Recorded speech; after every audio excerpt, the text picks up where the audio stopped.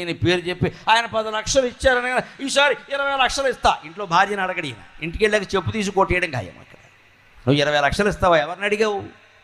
10,000 మించి దాన ధర్మాలు చేస్తే ఖచ్చితంగా భార్యకి చెప్పి ఆవిడ అనుమతి తీసుకుని చేయాలండి, శాస్త్రం చెప్పిన మాట. అనుమానం వెళ్ళేది ఇక్కడ. వేదిక మీద మన పేరు చదవడం కోసం, గొప్ప కోసం దాన ధర్మాలు చేసేస్తే తర్వాత కుటుంబం అడుక్కు తింటుందమ్మా. ఈ మగాడికి ఏదైనా అయితే ఆ ఇల్లాల పని ఏమిటి, ఆ పిల్లలు ఏమైపోతారు, రోడ్డు మీద పడతారు వీళ్ళు. ఇక్కడ ఆయన అందరికీ దారపోసాడని ఎవడో ఇవ్వడమ్మా, అలాగే ఒళ్ళు కొవ్వెక్కి దానాలు చేసేసాడు, ఈవేళ ఏం లేదంటారు ఖచ్చితంగా. అందుకే నీ సంపదను నువ్వు కాపాడుకోవాలి. పెట్టుబడులు పెట్టే ముందు, లక్షలు పెట్టుబడులు పెట్టే ముందు, కోట్లు పెట్టుబడులు పెట్టే ముందు భార్యాభర్త ఇద్దరూ ఆలోచించుకోవాలి ఖచ్చితంగా.